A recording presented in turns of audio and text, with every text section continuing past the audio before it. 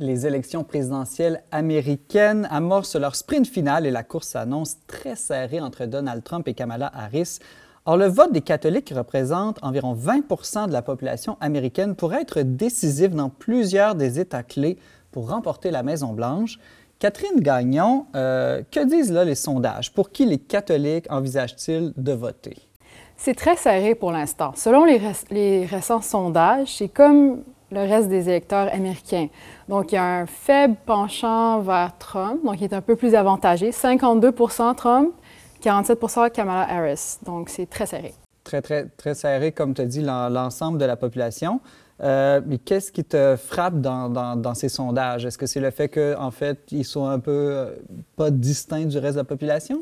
Oui, bien, c'est sûr que ça, c'est quand même surprenant parce on dirait que, bon, pourquoi les catholiques peut-être penchent plus vers Trump? Parce que justement, lui, l'avortement, c'est pas ça qu'il met de l'avant, c'est plus Kamala Harris qui va promouvoir l'avortement.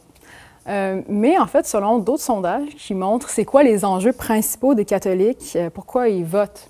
Quelles sont leurs motivations premières au moment de faire leur choix? C'est ça, c'est l'économie. Puis en deuxième place, c'est les politiques d'immigration.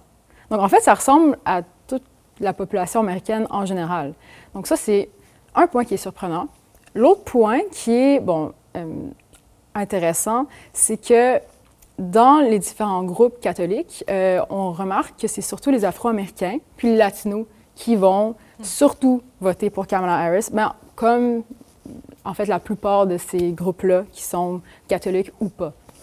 Donc, on peut se demander pourquoi, mais aussi ce qui est le plus intéressant, c'est de voir qu'en ce moment, le Parti démocratique perd des votes de ces deux groupes-là.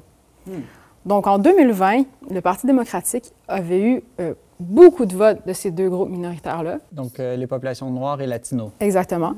Puis là, selon les récents sondages, Kamala Harris perd de plus en plus de votes, alors que sa campagne, en ce moment, est vraiment en train, on pourrait dire, d'essayer de ramasser tous les votes, surtout de ces deux groupes-là.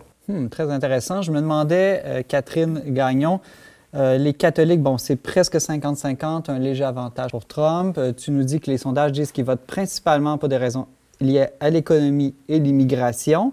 Est-ce que, là, si les catholiques votent pour l'économie, ça veut dire que c'est des matérialistes, consuméristes, puis que c'est juste l'argent qui les intéresse dans la vie? C'est des avares, dans le fond. Bon, c'est ça. Ça peut nous surprendre quand même. Bon, pourquoi est-ce que c'est l'économie? C'est tellement matérialiste, c'est tellement quotidien.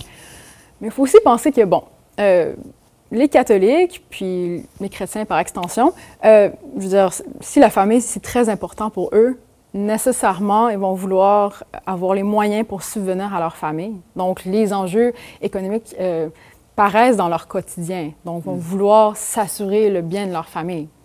D'ailleurs, c'est une des raisons pourquoi les gens latinos et afro-américains vont changer de camp cette année.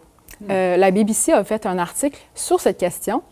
Un reporter est allé au Nevada, qui est justement un des États où c'est... Des swing states. Exactement, appelle, c'est très déterminant pour l'élection. Puis, demandé à quelques personnes de la communauté latino.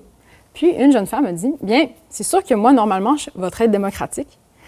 Mais étant donné que nous, on se rappelle, donc elle puis sa communauté latino, on se rappelle que sous Trump, l'économie allait mieux. On arrivait à nos fins de mois, on arrivait à subvenir à nos familles.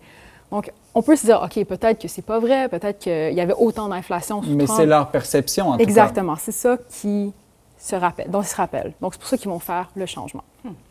Point que je me demandais, Kamala Harris aussi, on a fait beaucoup de campagne sur la question de l'accès à l'avortement. Est-ce que, là où on est en ce moment dans la campagne, est-ce que tu as l'impression que c'était une bonne stratégie pour essayer de convaincre les électeurs que de miser sur l'accès à l'avortement?